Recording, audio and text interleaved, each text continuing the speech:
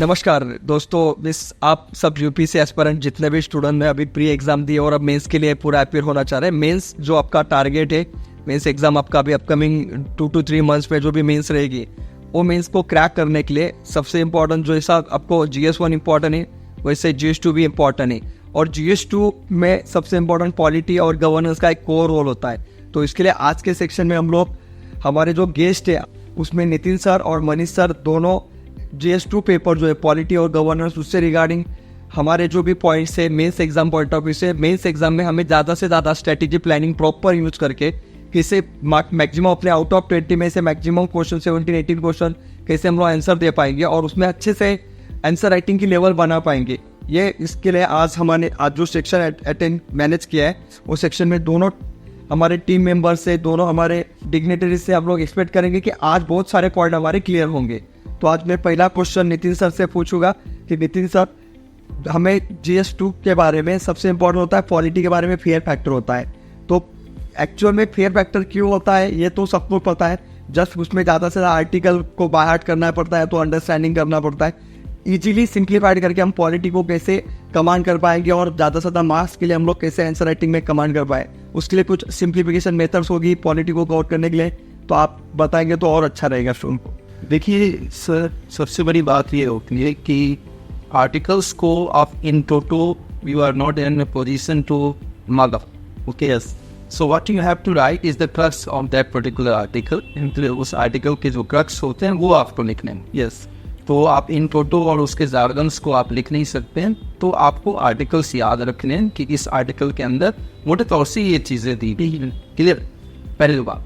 दूसरी बात आपको जो रखना होता है कि केस स्टडीज को रखनी होते हैं, ठीक है, जो अलग अलग क्वेश्चन से रिलेटेड रीजनरेशन से रिलेटेड है, तो आप इंदिरा गांधी के केस को या अगर थर्ड कंस्टिट्यूशन अमेंडमेंट के जो सुप्रीम कोर्ट ने फैसला दिया, you have to jot it down there. Yes.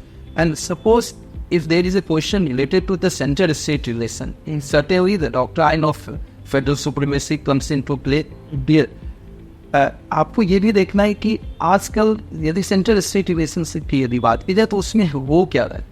जैसे गवर्नर्स के रोल के ऊपर काफ़ी चर्चा हो रही है, वो आप देखो कि तमिलनाडु के गवर्नर हो, केरल के गवर्नमेंट हो या वेस्ट बंगाल के गवर्नर हो, और सुप्रीम कोर्ट ने उनके द्वारा जब बहुत सारे जो पीस ऑफ लेजिस्लेचर को रोक दिया गया, और रोकने के बाद फिर कुछ दिनों के बाद आप क्या करते हो, गवर्नर क्या कर रहे हैं कि जो राष्ट्रपति है उनके लिए रिजर्व करते हैं। तो एक वैलिड क्वेश्चन सुप्रीम कोर्ट ने उठाया कि जब आपको राष्ट्रपति के लिए रिजर्व करना था तो कुछ दिनों तक, साल तक रोक के क्यों रखा, और ये आप अनकॉन्स्टिट्यूशनल काम कर रहे हैं। तो ऐसे मुद्दों पे आपको ध्यान रखना है जो कंट्रोवर्शियल होते हैं, उसके पीछे का एस्थेटिक क्या है और वो मुद्दा आखिर आया क्यों, उसका समाधान क्या हुआ, सुप्रीम कोर्ट ने क्या फैसले दिए, इन चीज़ों के ऊपर सब ध्यान रखना। ओके, तो ये जो लेकिन जो आर्टिकल्स बाय हार्ट करना नहीं होना है, कहीं ना कहीं उसको अंडरस्टैंडिंग करना है, उसका करंट समझ में आना चाहिए, उसका उसको अप्लाइड क्या करना है, वो तो स्टूडेंट PPC प्रिपरेशन कर रहा है तो उसको आता है। लेकिन अभी उसमें ऐसे कौन से कोर पार्ट है आर्टिकल्स के जो मैंडेटरी की जो कर लेंगे तो उसका और ज़्यादा बेनिफिट होगा एग्जाम पॉइंट ऑफ व्यू से, जो कोर आर्टिकल है तो पार्ट। देखिए सर, इसमें दो बातें हैं, एक तो एस्थेटिक के हिसाब से देखें और एक करंट के हिसाब। बराबर, ठीक है। अब एस्थेटिक के हिसाब से देखें तो आर्टिकल 1 to 4 हमेशा रेलिवेंसी में बना हुआ रहते हैं। बराबर, जो स्टेट के कुछ मुद्दे रहते हैं, सर्टेनली उसका रिजर्वेशन उधर से ही होगा। आर्टिकल 5 to 11 वैसे नहीं चर्चा में है, and due to the CAA annul जाता है और भी चर्चा में है। फंडामेंटल राइट कोड है और ये हमेशा सदाबहार कह सकते हैं, ये always remain in the news. ठीक है, आज किसी चीज़ की इंफ्रिंजमेंट ऑफ फंडामेंटल राइट हो रही है, किसी चीज़ की हो रही है, तो ये आर्टिकल 12 से लेकर 35 आपको याद रखने हैं। और एक कंट्रोवर्सी ये रहती है कि directive principle of state policy और फंडामेंटल राइट्स के बीच में रैंगलिंग चल रही होती है, और ऐसा सुप्रीम कोर्ट ने अभी रिसेंट अपने जजमेंट में भी करी है बात को। ठीक है, तो ये मुद्दा आपको देखना है। इसके बाद आप ये समझिए कि हमें मुद्दे जो देखने हैं वो एक सेंट्रल स्टेट रिलेशन के, जैसा कि मैंने अभी पीछे बताया भी आपको, और we have another issue that is the wrangling between the legislature and the judiciary, जिसमें कि दोनों अपने अपने वर्चस्व की लड़ाई कर रहे हैं। एक तरीके से एग्जिस्टेंस में एग्जिस्टेंस की लड़ाई हो रही है, कॉलेजियम सिस्टम के ऊपर है। ठीक है, तो इसमें क्या डेवलपमेंट हुई है, इन चीज़ों के ऊपर ध्यान रखना है आपको। ठीक है, इसके बाद देखिए कि पंचायती राज, ठीक है। यदि आप इसको गवर्नेंस से भी जोड़े तो पंचायती राज, अब जैसे इसमें पेशा से रिलेटेड जो कुछ भी आर्टिकल्स है वो आपको याद रखना चाहिए, ठीक है। और अब देखो कि कंट्रोवर्सी बहुत दफे ये भी होती है कि जो SC/ST से कैसे ये रिलेट हो रहा है, ठीक है, जो आपका ट्राइबल एरियाज के अंदर कैसे रिलेट हो रहा है, इन चीज़ों का हमें ध्यान रखने की आवश्यकता होती है। इसके अलावा इस तरह आप देखिए कि बहुत सारे जो कंस्टिट्यूशनल और जो नॉन कंस्टिट्यूशनल जो ऑर्गेनाइजेशंस है, ठीक है, संगठन है, वो भी काफ़ी चर्चा में रहते हैं, ठीक है। जैसे पीछे आपने 2 साल पहले देखा कि CBI के अंदर मुद्दा था, आज देख रहे हैं कि ED के अंदर मुद्दा है, ठीक है। तो ये क्या इसका दुरुपयोग हो रहा है? ऐसे कुछ क्वेश्चंस पूछे जा सकते हैं और पूछे जाते रहे, ठीक है। इन चीज़ों का हमें ध्यान रखना हो। ओके, वैसे ये जो कोर पॉइंट सर ने बहुत अच्छे से बताया, क्योंकि ये बहुत रिलेवेंट भी होते हैं और सिलेबस के साथ साथ इनको हमें कभी बाइकआउट नहीं करना है, इसको बहुत इंपॉर्टेंस देना है। उससे रिलेटेड हमें आंसर राइटिंग प्रैक्टिस भी अच्छे कर लेना है। जी, वही मैं मनीष सर को भी एक क्वेश्चन पूछना चाहता हूँ स्टूडेंट्स पॉइंट ऑफ व्यू से, कि जब मेंस एग्जाम में पॉलिटी का इंपॉर्टेंस तो बहुत कोर होता है, उसमें सिंप्लीफाइड तो सर ने बताया। अभी हम आपसे एक एज ए स्टूडेंट एस्पिरेंट हम आपसे एक एक्सपेक्ट करेंगे कि उसमें हमें ऐसे कौन सी चीज़ें जो हमें इग्नोर करनी चाहिए, इग्नोर करने वाली चीज़ें क्या है? जो मैक्सिमम स्टूडेंट को सिलेबस तो बहुत वास्ट है, कोर क्या करने सर ने तो बता दिया, इग्नोर करने वाली चीज़ें भी कुछ रहेगी स्पेसिफिक जो इनको हमें ज़्यादा इंपॉर्टेंस नहीं हमारे सिलेबस पॉइंट ऑफ व्यू से या तो एग्जाम पॉइंट ऑफ व्यू से, वो आप बताएंगे तो और अच्छा रहेगा। सबसे पहले तो मैं कुछ पॉइंट्स अपनी तरफ से और ऐड कर दूंगा। सर ने वैसे बहुत डिटेल में बता दिया है।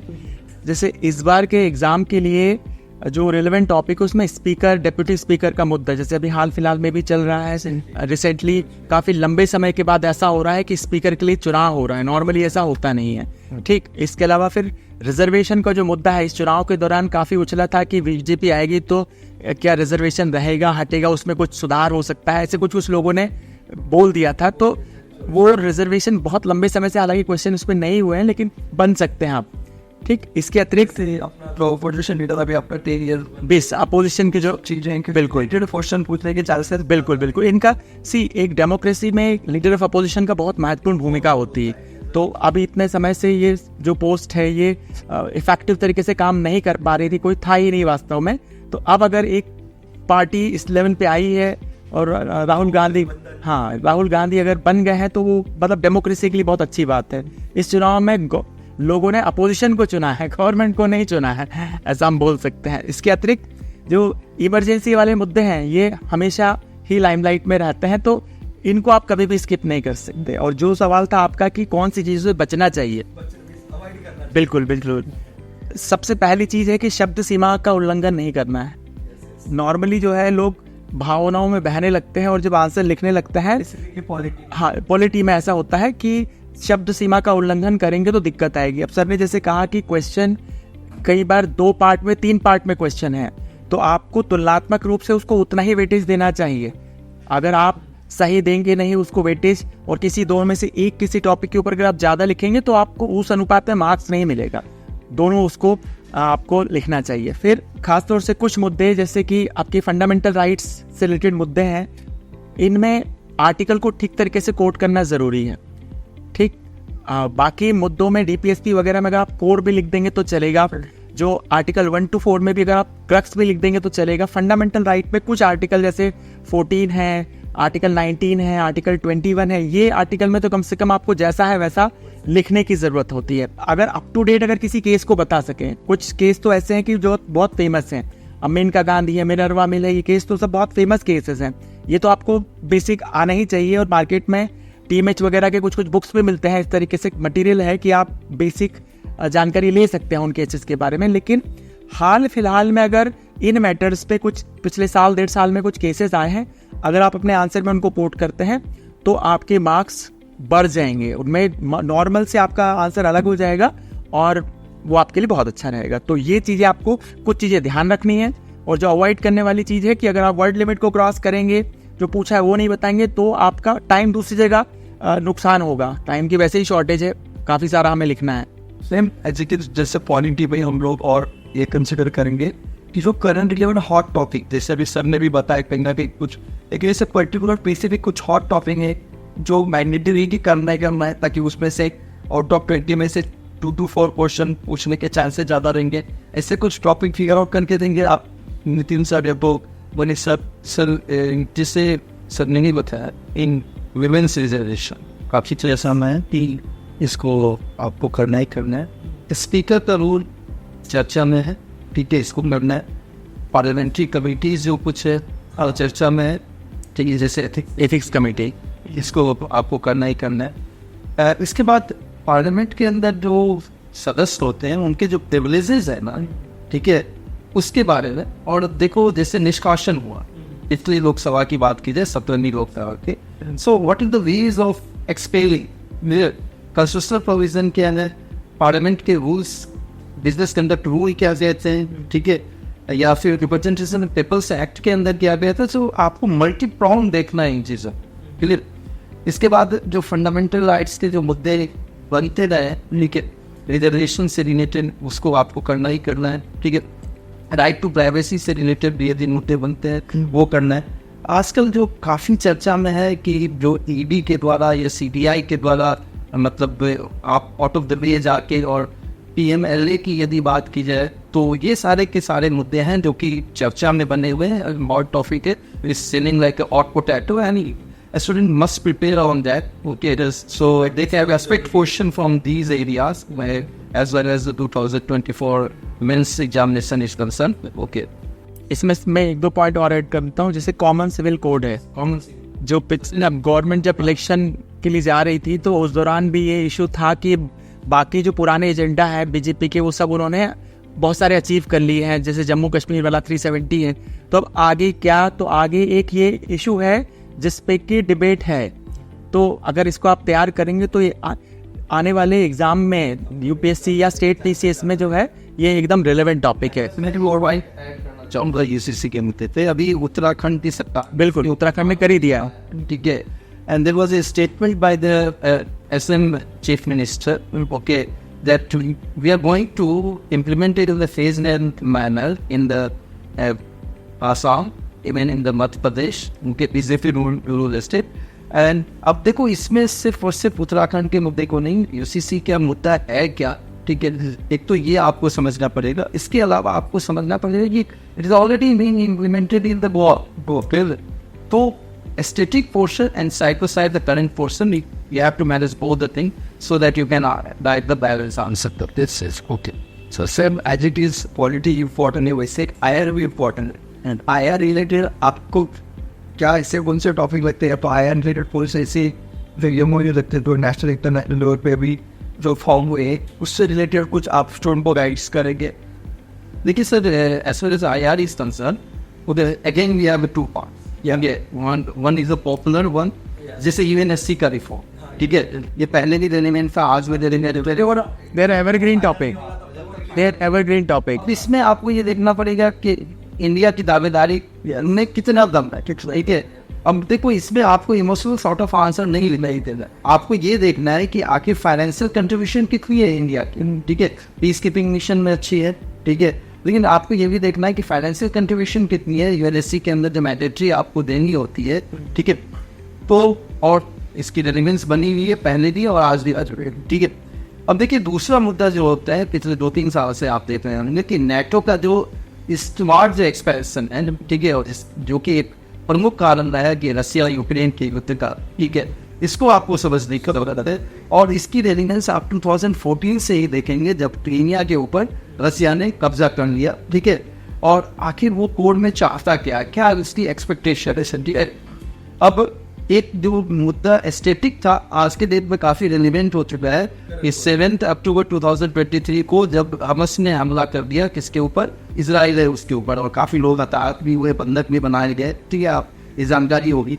लेकिन अब इसमें आपको ये समझने की ज़रूरत है कि इसके कारण से वैश्विक स्तर पे at the global level what changes we are expected, clear, how Hezbollah is involve there, clear, from the Lebanon, how Houthi are involve there from the Yemen, ठीक है, ईरान का क्या रोल है, ठीक है, ईरान ने क्यों स्ट्राइक किया, ठीक है, और हाल फिलहाल में आप जान लें कि ईरान के अंदर चुनाव की व्यवस्था चल रही है, ठीक है, और पिछले राष्ट्रपति मारे गए हैं, ठीक है, हेलीकॉप्टर क्रैश के अंदर।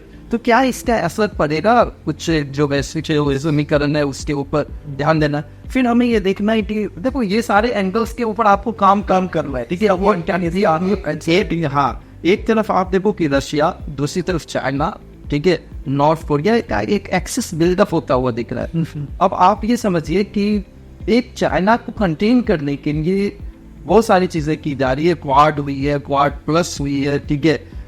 BTW की यदि आप बात कीजिए, bring back the better world. अब G20 के अंदर भी आप देखो जो India middle east economic corridor की बात की, उसका भी टारगेट आप देखो कहीं ना कहीं वो है। फिर आप देखिए कि एक छोटे से टॉपिक से कितने एंगल्स निकल के आ सकते हैं, इसको आपको समझने की जरूरत है।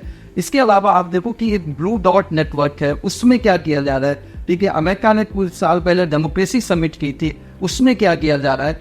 तो अब हाल फिलहाल में जो रूस के राष्ट्रपति कहा गए हैं तो नॉर्थ कोरिया गए। तो नॉर्थ कोरिया गए तो क्यों गए, क्या उनको वेपन ऑफ मास डिस्ट्रक्शन या ऐसी कोई मिसाइलें दी जा रही है, ठीक है। तो इन चीज़ों को एनालाइज करना है। अब जब रसिया और नॉर्थ कोरिया की मीटिंग होती है तो उसमें चीन क्यों नहीं जा रहा, चीन क्यों बच रहा है, ठीक है, क्योंकि उसको अपने जो इंटरनेशनल लेवल पे लीडरशिप देनी है, ठीक है। मल्टी प्रॉन्ग जो ये वर्ल्ड बनते जा रही है उसमें चाइना का रोल है, ठीक है। तो एक छोटे से टॉपिक के कितने सारे एंगल्स हो सकते हैं, कितने सारे फैक्ट्स हो सकते हैं, इन चीज़ों के ऊपर आपको ध्यान रखना है। और बाकी का IR का जहाँ तक सवाल है सर, वो हमेशा से करंट क्वेश्चन पूछे जाते हैं, ठीक है। चाहे कभी I2 U2 की बात हुई हो, ठीक है, सारे क्वेश्चन। अब जैसे इस बार देखो कि शाहबाग का प्रोजेक्ट फिर से मायने रखता है, क्योंकि 10 साल के लिए हमने परमानेंट क्या किया, साइड बेस्ड जो टर्मिनल है उसकी हमें परिचालन की या ऑपरेशन की दे दी गई।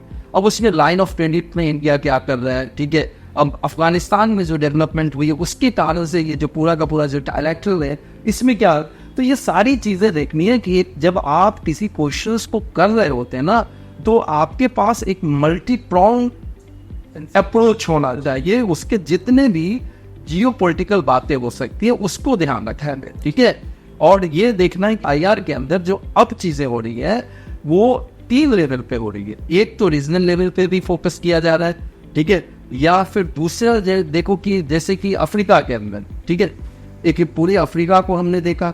दूसरा अफ्रीकन यूनियन के हिसाब से हम अफ्रीका के साथ हो रहे हैं। और उसके बाद बायलैटरल, अब देखो वहाँ पर जो फोकस है, फोकस किस चीज़ पे सरकार कर रही है, इंडियन गवर्नमेंट हेल्थ पे कर रही है, इंफ्रास्ट्रक्चर पे कर रही है, ठीक है, डिजिटलाइजेशन पे कर रही है। जो हमारा UPI है वो किस हद तक वहाँ पे काम आ सकते हैं, वहाँ पर क्या पोटेंशियल है, ठीक है, आपके हेल्थ की, ठीक है, इन चीज़ों का ध्यान रखना है। इस ओवरऑल मैक्सिमम टॉपिक IR हुए बिल्कुल कुछ थोड़ी चीज़ें मैं ऐड करूँगा। एंगल है ना, सर ने कुछ इश्यूज पे बात की। देखिए जब हम तैयारी करते हैं IR की, तो IR में नॉर्मली करंट से रिलेटेड चीज़ें होती हैं, लेकिन इसका ये मतलब नहीं है कि हम कुछ चीज़ों को छोड़ देंगे। जैसे IR में हमेशा से ही इंडिया के जो मेजर पावर्स हैं उनके साथ रिलेशन को आप तैयार करेंगे ही करेंगे। जैसे इंडिया के USA के साथ रिलेशन, इंडिया के रशिया के साथ रिलेशन, इंडिया की जापान के साथ रिलेशन, EU के साथ रिलेशन, ओके, ये कुछ जो मेजर पावर्स हैं इनके साथ रिलेशन, चाइना के साथ रिलेशन, ठीक, ये इम्पॉर्टेंट हैं। ऑर्गेनाइजेशन में अगर हम देखें तो इंडिया सार्क, इंडिया आसियान जो हमारे एक्सटेंडेड नेबरहुड है, इसको आपको हमेशा ध्यान में रखना चाहिए क्योंकि वो हमारी पॉलिसी का अंग रहा है। इंडिया अफ्रीका यूनियन के साथ जो कोऑपरेशन है, मतलब ये एवरग्रीन टॉपिक है, चाहे आप बांगडोन कॉन्फ्रेंस से ले लो, चाहे आज तक ले लो।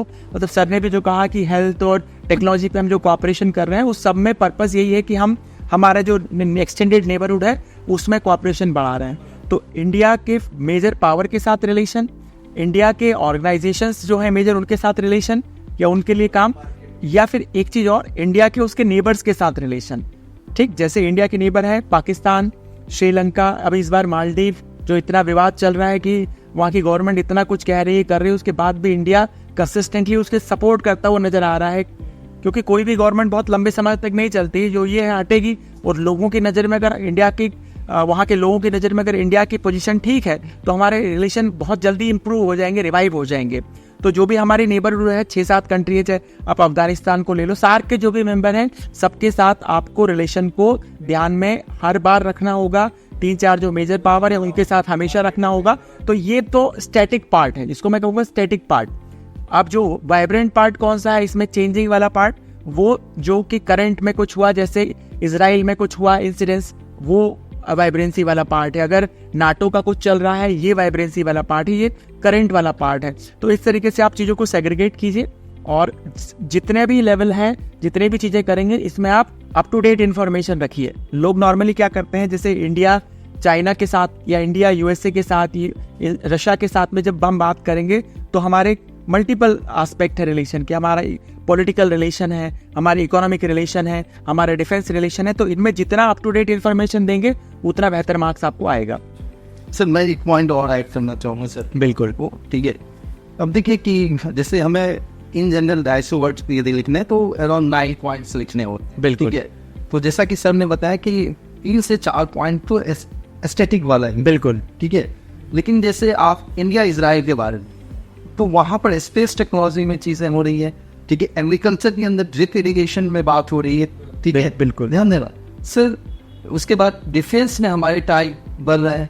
इन चीज़ों का हमें या जो और से ध्यान, अभी जो इलेक्ट्रॉनिक हार्डवेयर के क्षेत्र में भारत चाह रहा है कि इन्वेस्टमेंट आए और हमारा जो ये प्रोडक्शन है ये बढ़े, तो इजराइल का मेजर रोल रहेगा उसमें। अब जैसे देखो जो नॉर्डिक कंट्रीज है उसकी यदि चर्चा होगी तो वहां पर से जो ग्रीन टेक्नोलॉजी है उसके ऊपर ध्यान देना है। ठीक है, अब जैसे देखो ब्राजील रेनिमेंट हो चुका है क्योंकि जो G20 का ट्राइका है, ठीक है, उसमें यदि आप देखो तो इससे पहले जो जहाँ पर सम्मेलन हुई, ठीक है, उस इंडोनेशिया में, ठीक है, बाली का, फिर इंडिया में होता है, अगला ब्राजील में होना है। ठीक है, ब्राजील की यदि बात की जाए तो वहाँ पर भी जो ग्रीन टेक्नोलॉजी है या बायोफ्यूल की बात है वो हमारे लिए मायने रखते हैं। अब इसको इन्वायरमेंट इकोलॉजी से भी आपको जोड़ के देखना है कि हाँ कि हमने मतलब 2070 में नेट जीरो की बात की है, तो एक चीज़ ये देखना है। ठीक है, तो आपको हर एक जो बायलैटरल रिलेशंस है उसके अंदर 3 से 4 जो होंगे आपके एस्थेटिक पॉइंट होंगे, क्लियर,